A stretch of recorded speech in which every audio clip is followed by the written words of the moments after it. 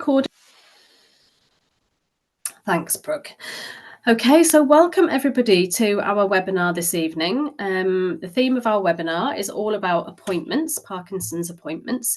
Just before we start, I do need to say that we won't be able to give any individual specific medical advice to anybody. We can't do that. It wouldn't be safe, and you would have to get advice from your own healthcare team. But what we can do is reflect everybody here's experience, and hopefully you will get something useful out of the evening. So my name is Linny. I am the newly diagnosed development manager. I work at Parkinson's UK, and I will be the host this evening. And I'm just going to allow the panel to just explain who they are and what their connection to Parkinson's is, and maybe where in the country they're based, if they wish. So first on my screen is Snehal. If I can come to you to introduce yourself, Snehal. Hi everyone, I'm Snehal. I live in Surrey and I have Parkinson's. I was diagnosed about 4 years ago, and I'm a writer and poet by profession. Thank you. Lovely, thank you. And Heather M, you are next.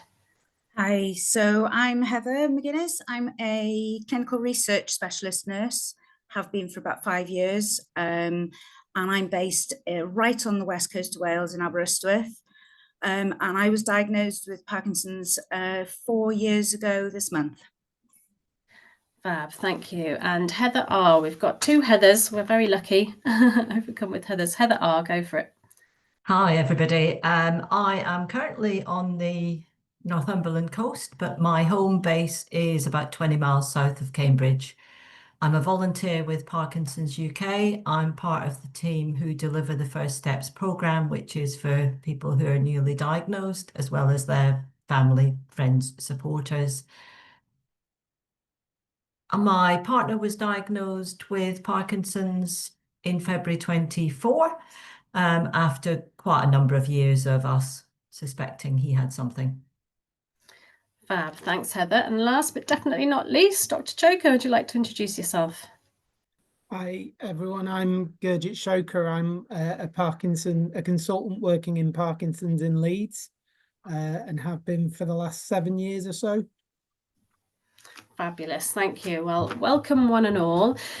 So we'll get stuck straight into the questions because we've had quite a few sent in advance. Many around sort of appointments and things like that. So I wanted to start. Somebody asked a question about how soon after diagnosis might they have contact with a Parkinson's nurse. So I kind of wanted to start there. And I thought, Snehal, you might kick us off with your experience, because I know you had a little bit of a tricky time kind of getting to that point. Do you want to tell us a little bit about that? Yes, so I don't have a Parkinson's nurse. I didn't want one. To be honest, it took about 3 years for my diagnosis to come through. I was pushed from one specialist to another. And even when I asked to speak to a neurologist, I was asked to go to orthopedics. And I think the timing of it was such that I was diagnosed about 3 years after my first child was born. So basically, I think everything was related to postpartum related stuff. It was to do with carpal tunnel. I even went through carpal tunnel surgery for my carpal tunnel, which wasn't necessary in hindsight. So I think there was a lot of the kind of denial in the medical community, and I think that was kind of put everyone everything was put on the back burner. Also, it was COVID time as well, so I think it was all bad timing, to be honest. Yeah. So hopefully that this has changed now.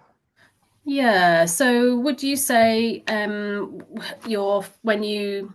long did it, it's a difficult question, but to see a consultant who diagnosed you, once you suspected something neurological, what sort of Yeah, I period was think it that? was about 2.5 years.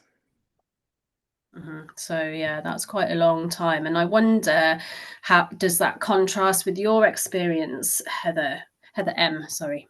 It does completely, actually. I suspected probably for about a year or so that there was something not right. And I just kept putting it off, as you do. Went to see my GP, and he basically thought I just had a benign essential tremor.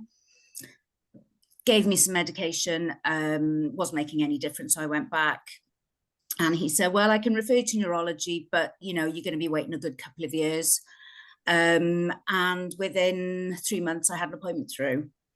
Saw the neurologist locally. I say locally, it's about 2.5 hours away from where I am. And she said, yeah, she said, I think you've got early onset or young onset Parkinson's. And from then, she told me at that appointment about the Parkinson specialist nurse that was actually based in the hospital that I work at.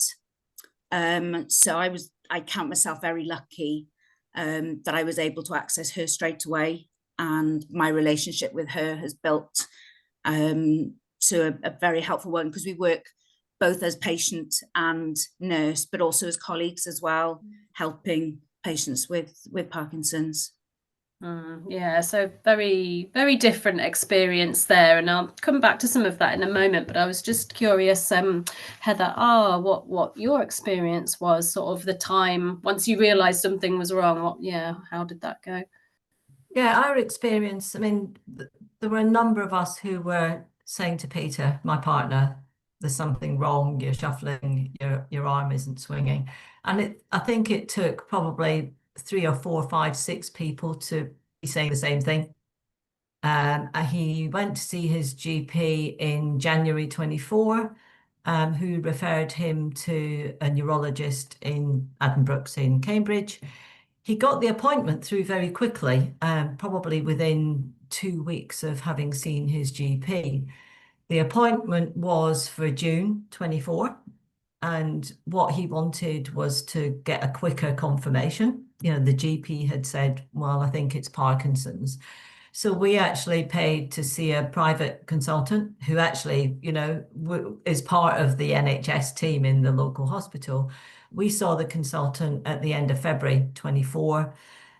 He started medication for Peter, so that he didn't have to wait until he saw the NHS consultant. It was quite a seamless transfer.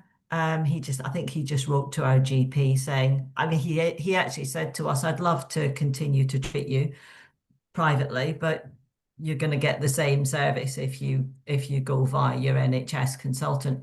So he saw the consultant in June 2024, who basically said, oh, the private consultant's done my job for you. Yes, I do think you've got Parkinson's.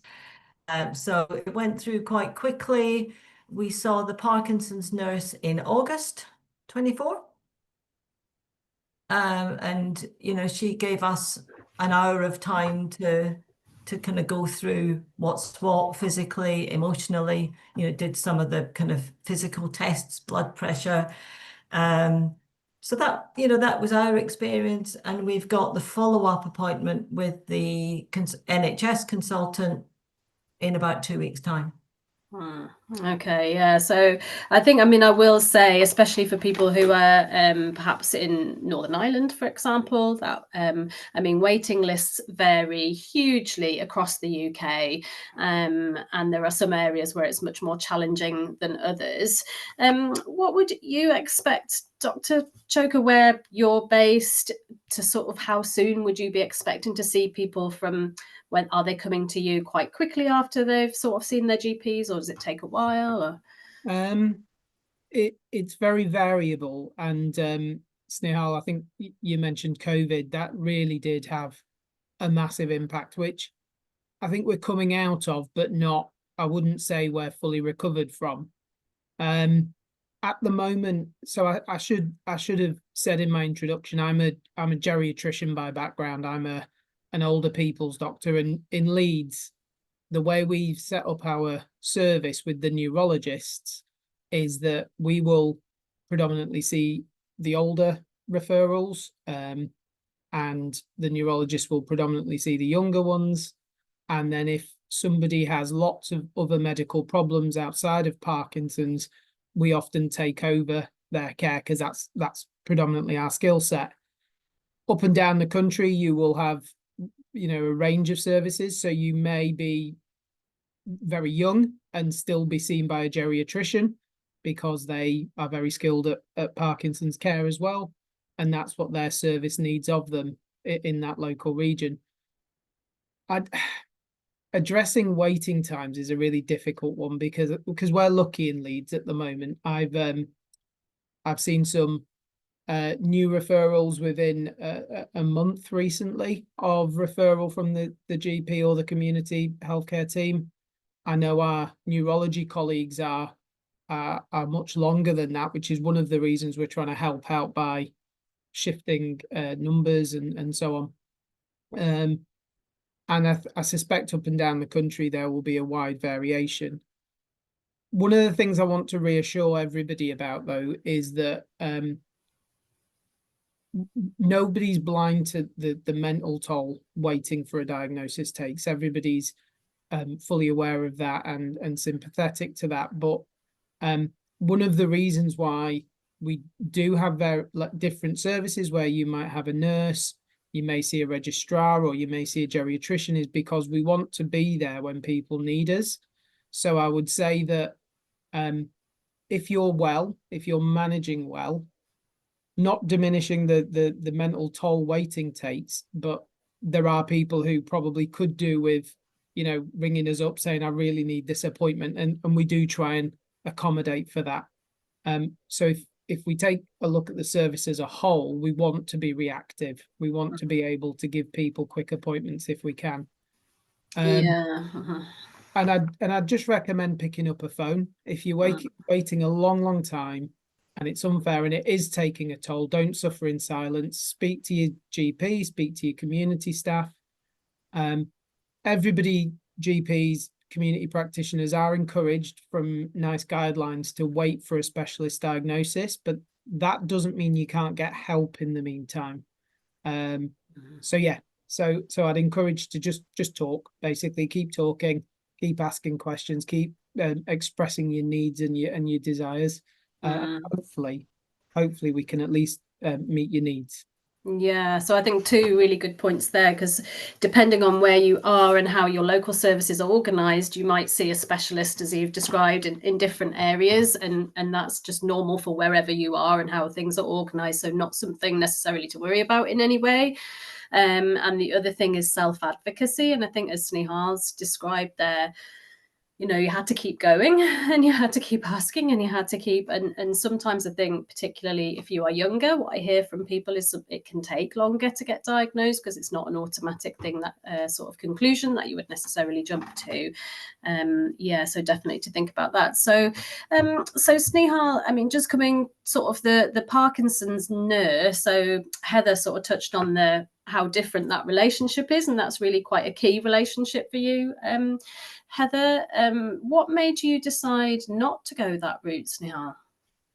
I think I was receiving the care that I needed from my neurologist, and I think at this stage of my condition where I am at, I don't think that I needed that much of support from a Parkinson's nurse, because I am getting the appointments with my neurologist, as and when I need it. So I think that was pretty much on the ball, and I think I didn't need that extra support at the moment. I think obviously as things change, and if my condition, progresses and gets worse very quickly or whatever it is, and if I need extra support, I'm pretty sure that I will be able to get the support I need. Yeah, interesting. And what about you, Heather? Do you have a Parkinson's nurse now, and how is that for you? Yeah, we do. We've seen them twice. So we saw the first nurse in August last year, and then we saw them again in January. And I'm aware of, having been a participant on the First Steps program, that the nurses all have kind of different. They're all basically trained in Parkinson's, but some can prescribe medication, some can't. So they're different depending on, I suppose, which region you're in. I mean, our nurse was really good at kind of exploring how Peter felt, how I felt, giving us the space and time to chat about Parkinson's. We're both coming at it from different places. Peter's got the condition and I'm kind of living with it as his partner. We decided, I mean, she basically offered us an appointment every 6 months. And really it was Peter's decision, and I would support him. He decided, given where he is in his Parkinson's status, if you like, he decided that he only wanted to see her once a year. So the kind of way the calendar is working is that we're seeing the consultant in June, May, June time, and we're seeing the nurse in January-ish. But certainly the nurse and the consultant, when we saw them, basically said, you know, if you want to see us more frequently, as Gurjit said, pick up the phone. Yeah, good advice. Again, yeah, self-advocacy, I think it really is important, and people don't know what you need unless you ask for them, and unless you ask for it. Heather M, could I come to you, just thinking back to your first specialist nurse appointment? Was there any sort of tips that you would say to be prepared before you go? You know, how, go on. I mean, I suppose being a nurse myself, I'm in a different sort of different position. I knew a little bit about Parkinson's, but certainly not an expert by any means. I think I just went with an open mind because I thought she was the expert, and if I'm honest, I was scared. It was, for me, quite although I suspected this is what it could be, it was still quite a shock. So when I met her, she said, well, to look at you, she said, I wouldn't think you've got Parkinson's, which made me feel great, to be honest. But I think just going with an open mind, and being open and honest about how you're feeling, and she just sort of fed on from that. She was really good at picking up cues of things that I was saying, when it came to sort of my friends and family, support from them, support from my work colleagues. So I think as long as you can go with an open mind, but obviously you have to be prepared. You have to have some kind of questions you want to ask, whether it be, how is this going to affect me in the years to come? How is this going to affect my work?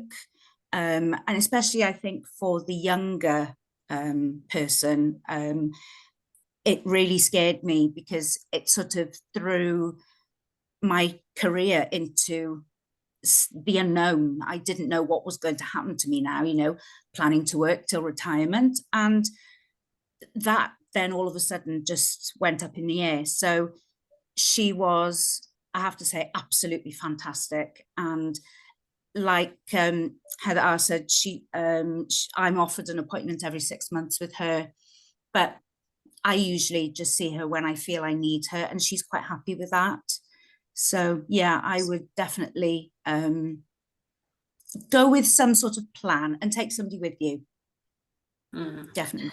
Yeah, interesting, and I'll come back to that in a moment. So Snehal, just if you are seeing a consultant, I mean, it sounds from what everybody's saying like the length of time of an appointment will vary also, because it depends how many questions you've got and all that. But how long usually are you with your consultant for if you're having an appointment?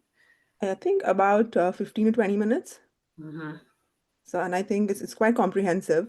And I make sure that I write everything down, because sometimes, you know, when you're talking, you just get either bogged down by one question and you forget the rest, or, you forget to ask some questions and so on. So, and I think another very important thing that I always tell myself is that it's not a performance. Like when they ask you to do certain things, they want to know your ability to do it, not because you want to do, very great in it or you're doing very poorly in it. Because the medication treatment, all of that will be dependent on what they look at and what they assess in the appointment. So it's not a performance. It's obviously you do what you can do, and based on that, they will, have the treatment plan for you.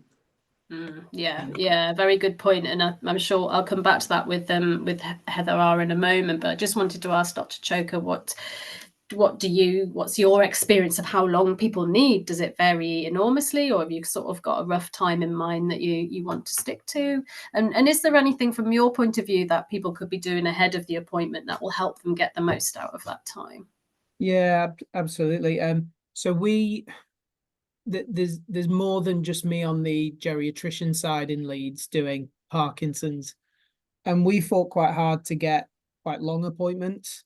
But of course, we're not just discussing Parkinson's. We might be discussing heart conditions, breathing conditions, lots of social issues. And so we can quite easily, that 15 minutes, Snehal, could be taken up by one of our patients walking into the clinic room because of, frailty and old age. So we do have quite long appointments. I wouldn't say they're long for what's needed. That we definitely fill them, and I am often getting loads of curse words from my wife because I'm still at work after a clinic trying to remember what was said for a letter and so on, and blah blah blah. I think you made a really good point there, Snehal, about it's not a performance. We do want the reality, but equally we're getting a snapshot, and the amount of husbands and wives I get who say, "Oh, she's having a really good day today. It must be because she knew she was coming or he's coming," and we get this false impression, but we're not blind to that. So I really advocate diaries, charts, however you want to do it. It doesn't have to be mathematical.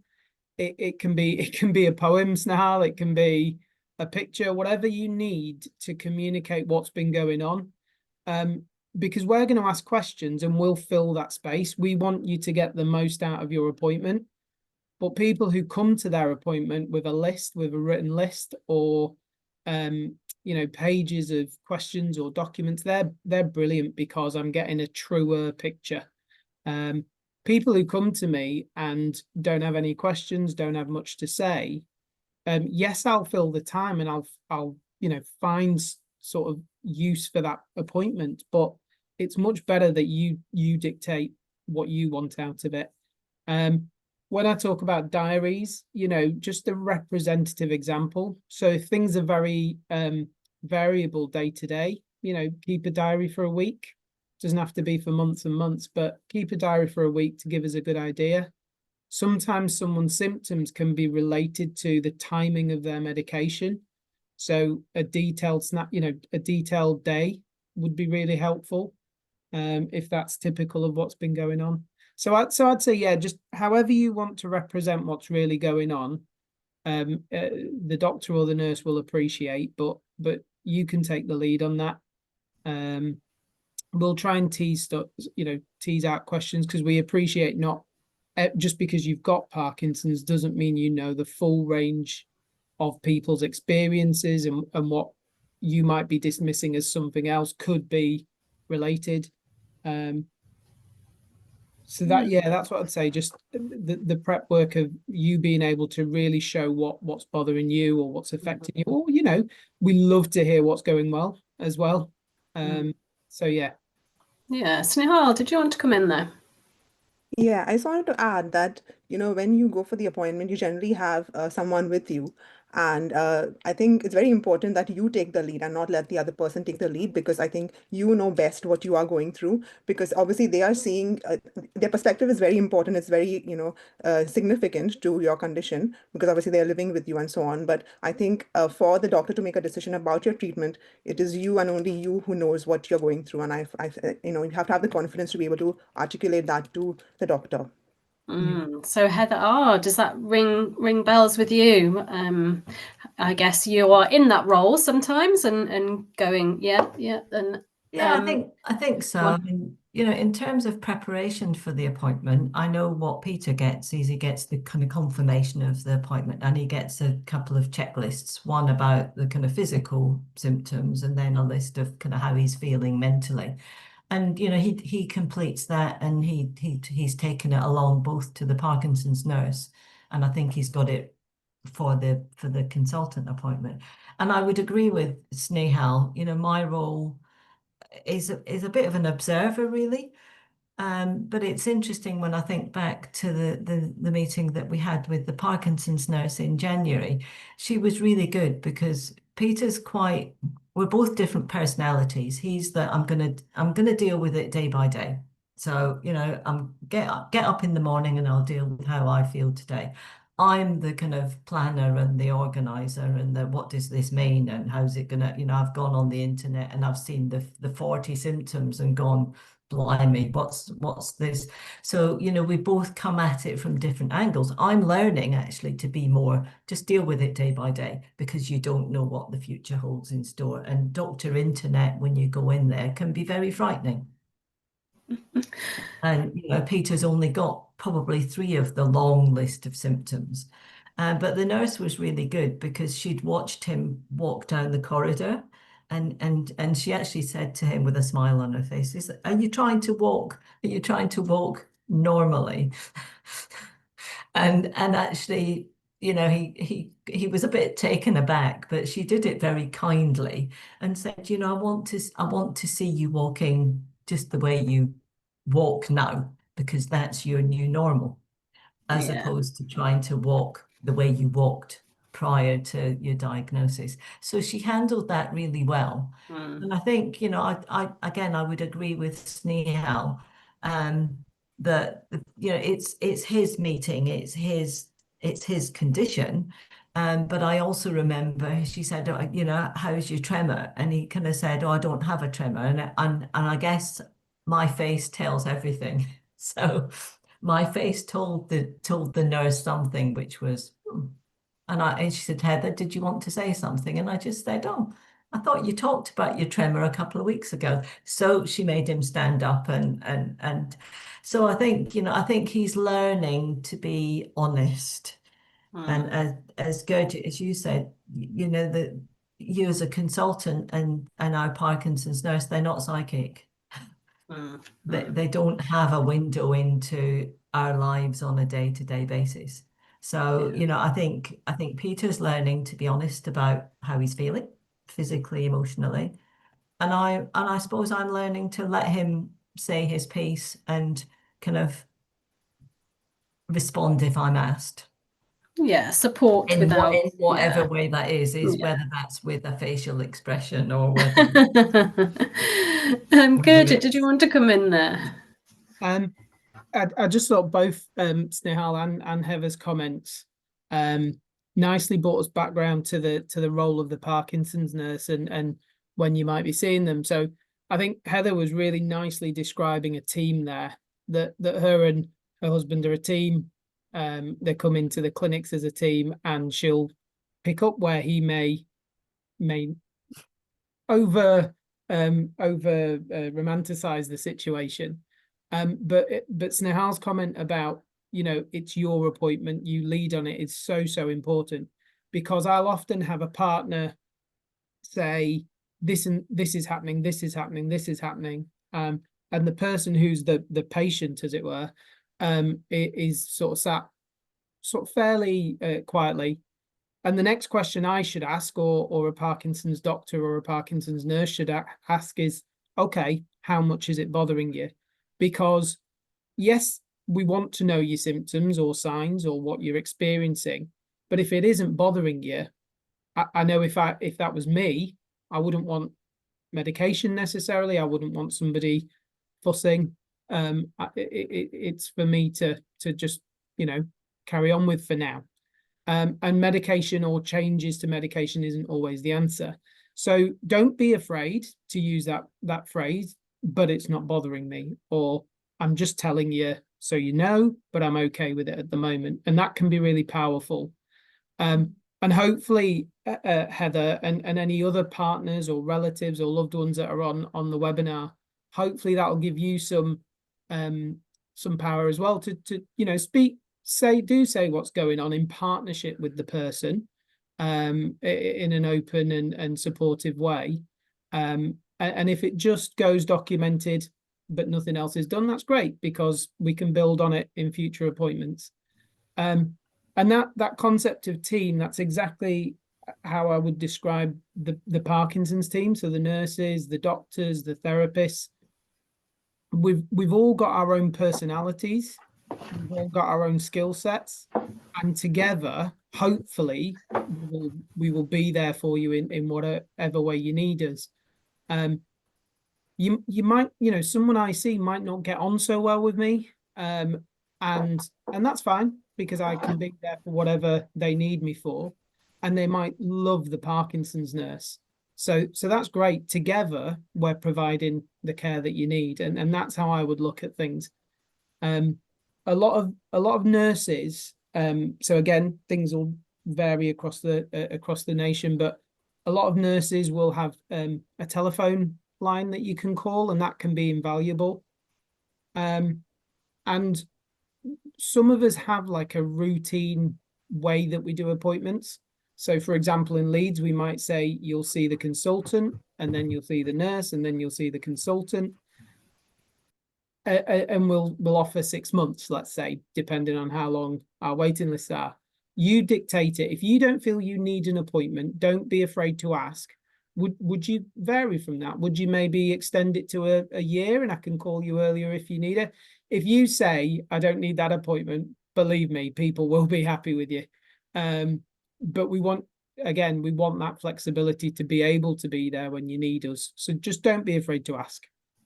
Yeah, that's great. Thank you. And Heather, I don't know if you've got anything to add to that, or if you have any experience of the sort of wider, what we would call the multidisciplinary team, sort of like other professionals related to Parkinson's. Yeah, I suppose I have, but not through Parkinson's, because I've had both a hip and a knee replacement, so I've been exposed to physiotherapists, and it's, for me, I've been very lucky that whilst they've been rehabbing me for those, they've also been looking at the Parkinson side of it as well. So I haven't actually needed to see any of the therapists purely for Parkinson's. I have spoken to them about it, and they've given me general advice. But for myself, I think as a patient, my experience has just purely been with my consultant and my Parkinson's nurse. I've been very lucky that my symptoms are still very very few and far between. So I'm not in the position to need any of that help yet. But in conversation with them, obviously, when they've been seeing me for my other things, they've said, you know, the minute you need us, you just pick up the phone. So they're always there when you need them. Yeah. So does that ring bells with you, Snehal? Are you kind of aware that if things change, or you might have a wider medical team to call on? Yes, that's right. Yeah, I think that's been communicated very well. So I have that confidence that if I need to see someone sooner, or if I need to delay my appointment, I can always do that. So.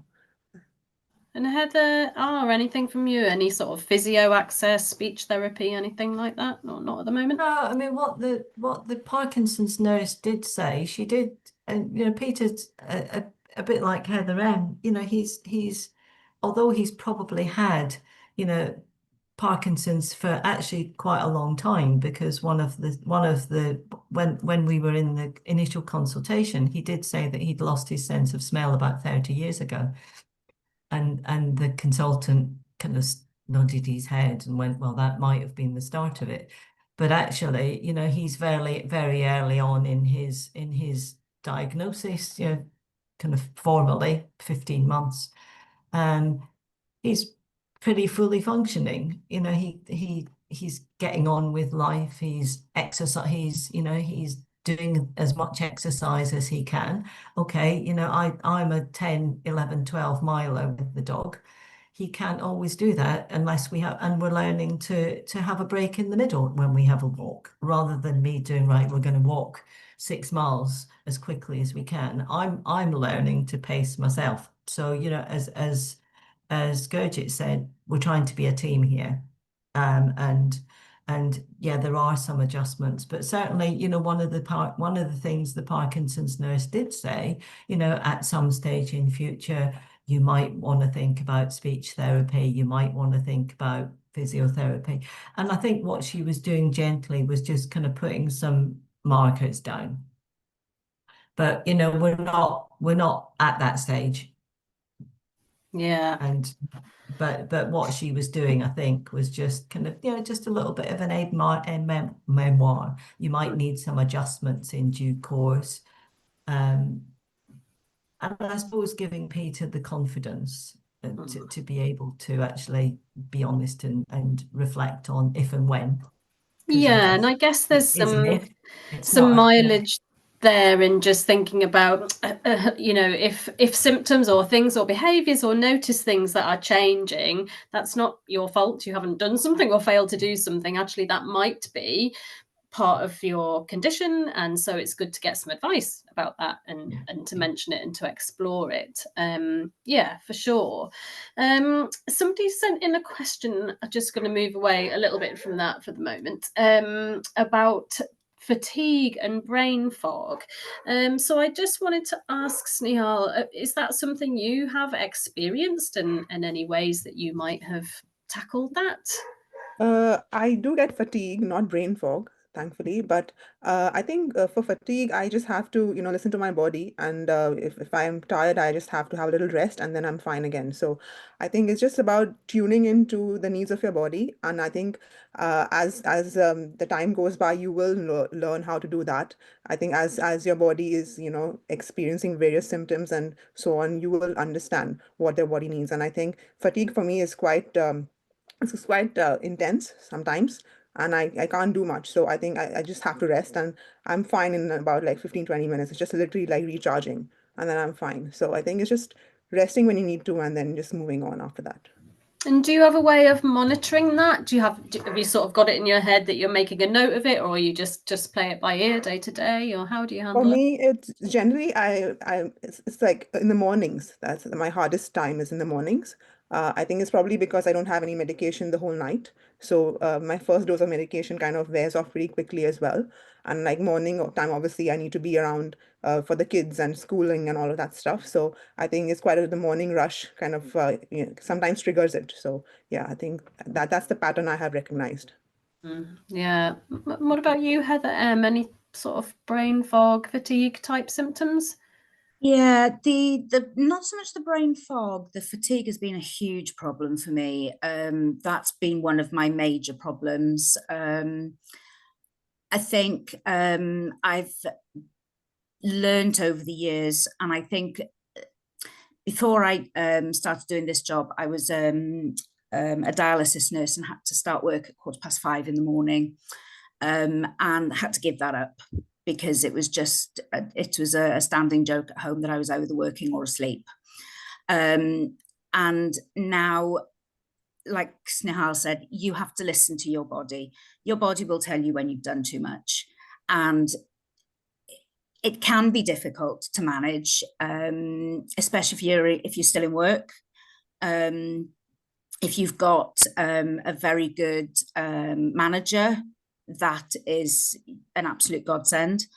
And if you are still in work, I would highly recommend going to see your occupational health department, because you can have special adjustments put in place to help you manage that fatigue. I'm at a point now where I've slightly reduced my hours for a period, only for 6 months or so, see how I go.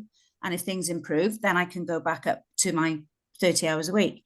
If you've got that kind of support behind you, that is absolutely fantastic. For some people, not so much. It is difficult, but your family will also and hopefully understand how much the fatigue is affecting you. And it can be difficult because you'll need to sit down, and they'll say, "Oh, you're sitting down again." Yeah, I am, because I am just absolutely shattered. And it doesn't sometimes take much to feel like that. It swings and roundabouts. I can go for a swim in the evening and come back and still feel bright as a button, yet come from a 20-minute dog walk and I have to sit down for an hour and a half or have a nap on the sofa. So it's very variable, but your body will tell you when you've done too much, and you do have to listen to it. Yeah, I'm going to come to you in a moment, Dr. Choga, just for your take on that. But just before I do, I want to do a little plug for our helpline. Just to say that if you are on a waiting list and you're really struggling to get an appointment with a specialist, do ring our helpline. You can speak to advisors there. We also have some specialist nurses on that helpline that might be able to give you some immediate advice. And then we can put you in contact with our Parkinson's local advisor service, who can help with advocacy. And maybe if you're not confident about ringing up about appointments, then they can support you with that. And we also have specialist employment advisors at Parkinson's UK. If you have a trade union, you can go there. But if you want some independent free advice because you're struggling to get things going at work, or you need a bit of extra support or advocacy there, please do ring our helpline for advice. And then I was going to bring you in, Dr. Choka, just about the brain fog and the fatigue, and kind of what if anything you might have to suggest there. Just on the back of your plug, I just wanted to add that we work really closely with our Parkinson's UK local advisor, and very recently she has done that. She has emailed me to say, people who may not be in my eye line struggling a little bit, or they've asked if they could have their appointment brought forward. And I really value our working relationship with the Parkinson's UK advisor. Can't compliment her enough, can't compliment the charity enough. And I'm sure that's happening elsewhere as well. So I see them very much as part of our team. But moving on to the question that was asked, one of the things with Parkinson's is that a lot of the symptoms or things that you may be experiencing, they're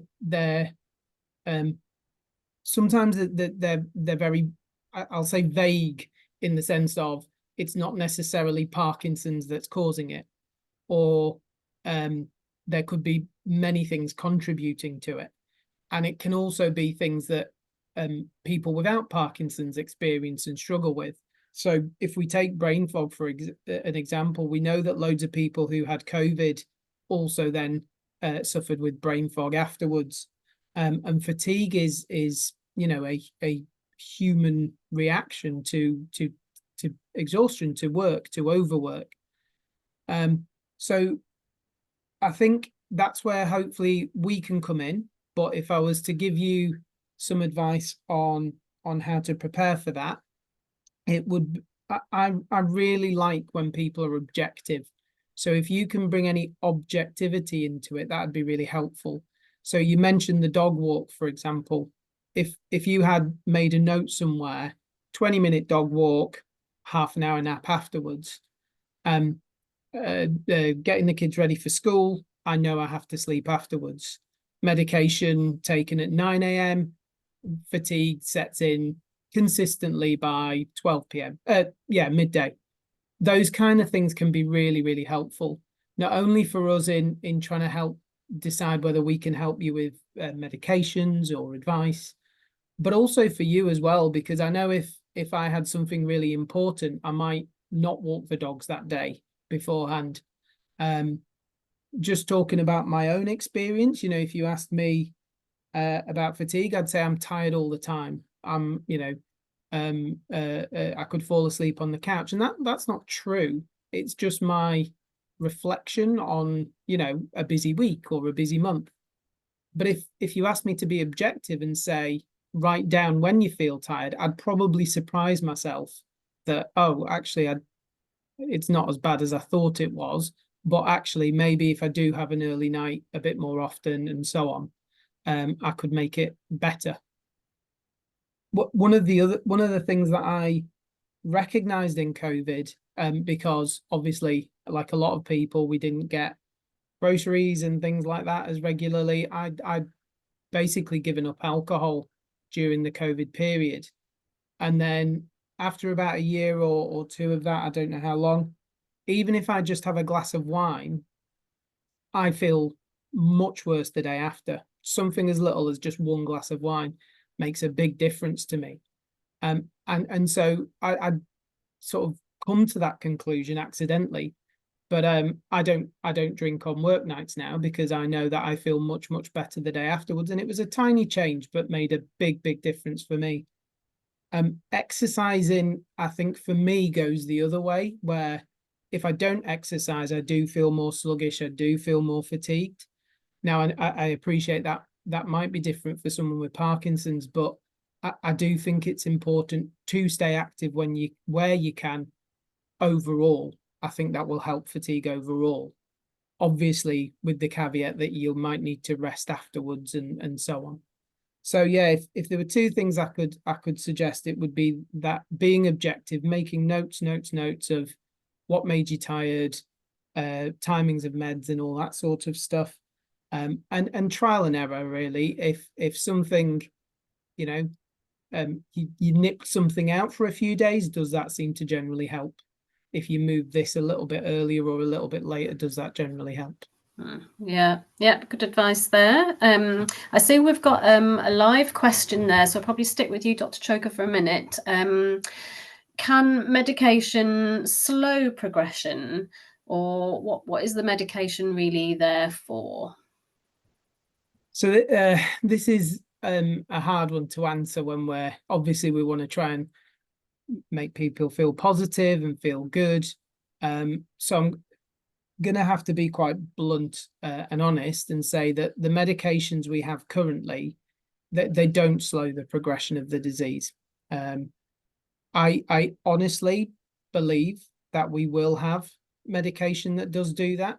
I think there is nothing that I know about Parkinson's and the learning we've had from other medical conditions that makes me think otherwise.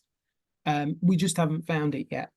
But there are lots of agents that are being researched as we speak, and some hopes for the future.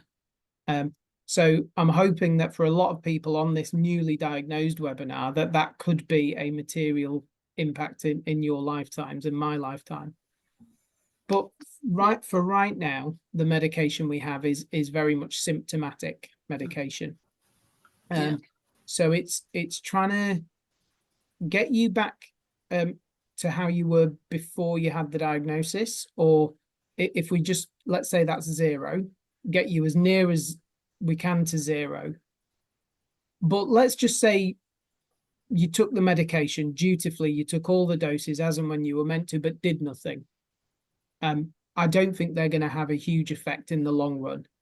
All the great stuff I'm hearing from you all, Heather, Snehal, about exercise, about doing stuff, activities, keeping active, keeping your brains active, that's what's doing it. That's what's slowing the progression of Parkinson's down from an evidence-based point of view, from an experience point of view.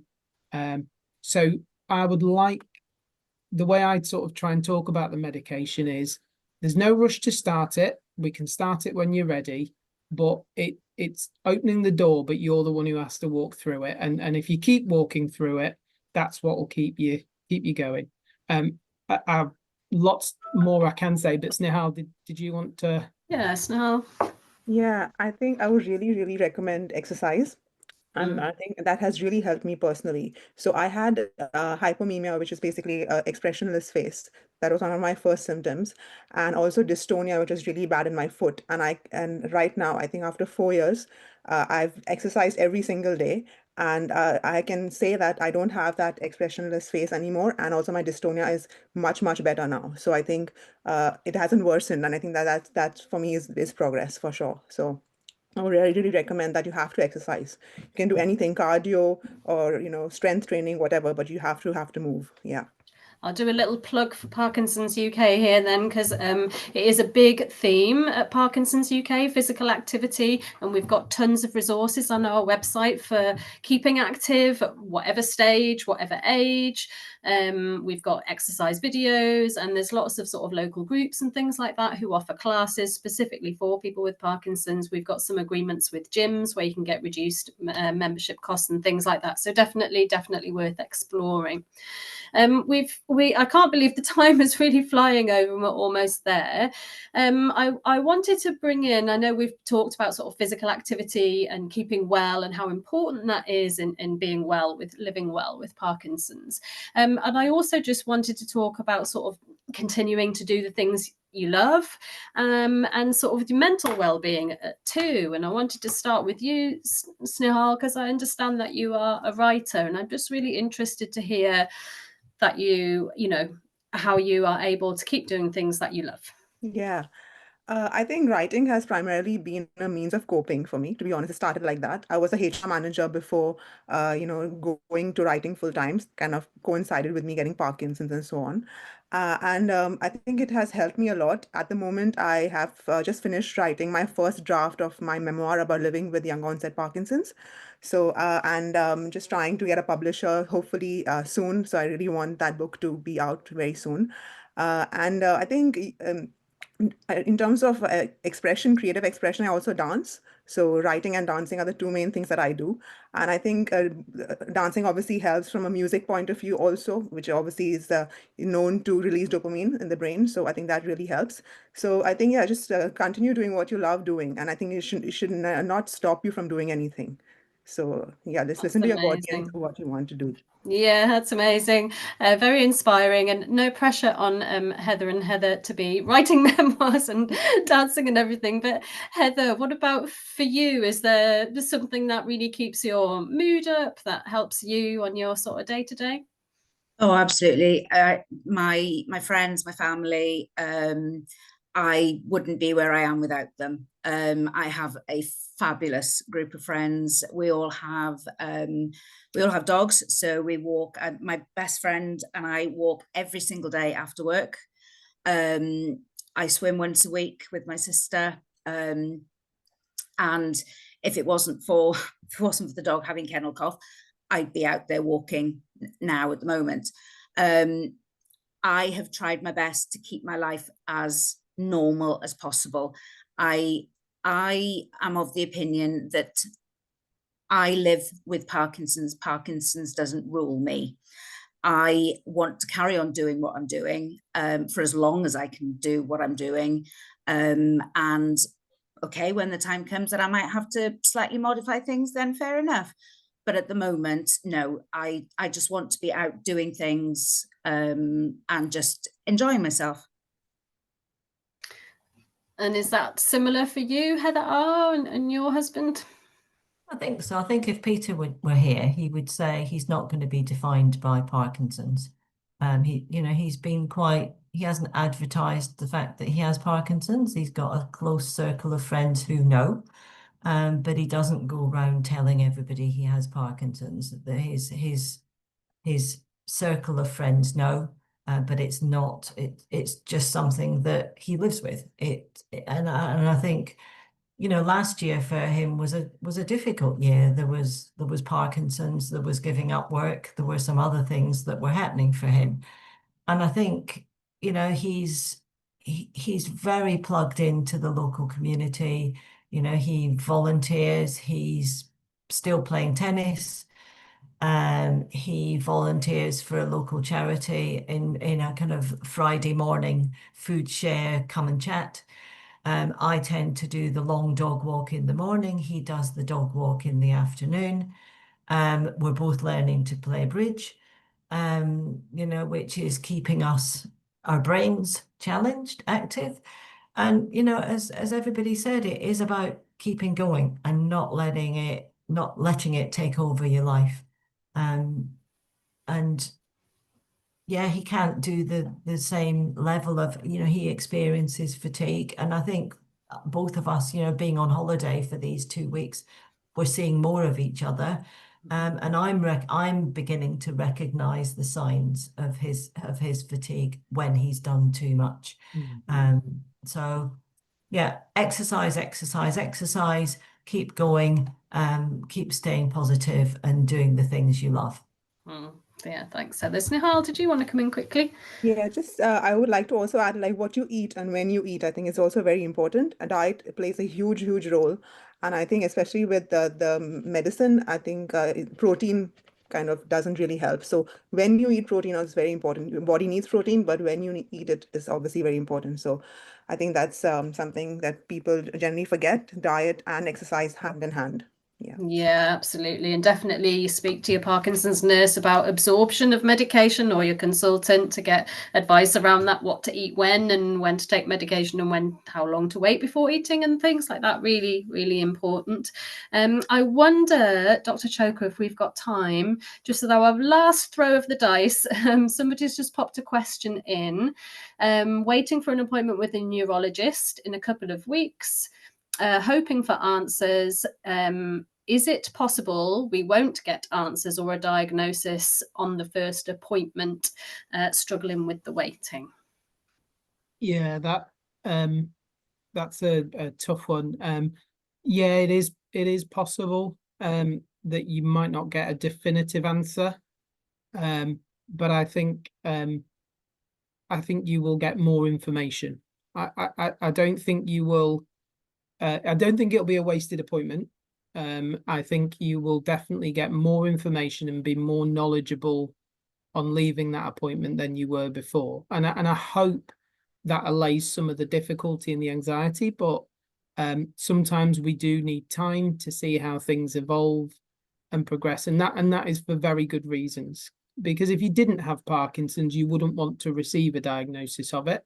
So if somebody's being honest with you and cautious and taking their time, that what they're not saying is you're on your own. They're saying we'll be there with you, we'll be there when it's needed, or we'll your GP can call us back when you need it or whatever. But yeah, you'll definitely be better understanding of where you're at. The thing with Parkinson's is, and again, this is not dismissing anybody's stress and anxieties, but early diagnosis isn't vital. How you sometimes hear with cancer, for example, the earlier you catch it, the better. That's not the case with Parkinson's. So everything that Heather and Snehal have said today, that's what you need to do, whether it's Parkinson's or not. We've talked a lot about exercise, and I know lots of people hate physical exercise, but when I refer to exercise, I literally mean everything that we had to learn to do. So when we're babies, we have primitive stuff that we're sort of born with, but everybody had to learn to walk, everybody had to learn to talk. My wife will tell you I'm not a good talker. It takes practice, it takes exercise. So everything that's important to you, if you fast forward the clock and I don't know, if you're thinking ahead and thinking, what do I still want to be doing when I'm 90 years old? Make sure that's what you're prioritizing now. People love this bit of my clinic because they get out of doing the washing up, they get out of doing the bins, but prioritize what you love doing. And so even if you don't get an answer, hopefully you'll have much more information, but what you will take away from it is that here's what's important to me, here's what I want to prioritize. And if we are waiting a bit longer for maybe a label, a diagnosis, which is very important, I can still be cracking on with doing these things. And I think you will see the benefits, the sort of the physical benefits, the mental health benefits, and hopefully the life affirming benefits that can give you all. So yeah, great. So listen less to me and listen more to the two Heathers and Snehal. Thank you very much, and good luck with that appointment. So we are 8 o'clock and we are coming to the end of our webinar. I want to say a huge thank you to the panel of guests. Thank you for your time. Thank you for being willing to share. Thank you for your expertise. We do have webinars more coming up over the year, more or less once a month. We have some welcome sessions. We also have a program called First Steps. So do visit our newly diagnosed page on the website for information. Don't forget our helpline is there. If you are struggling, you need somebody somebody to talk to or you want specific advice, the helpline is there for you. So we will wrap up now and say goodbye. Thank you again, everyone. The webinar will be available on the Parkinson's UK YouTube channel, and good luck to everyone, and bye for now. Bye, everybody. Bye.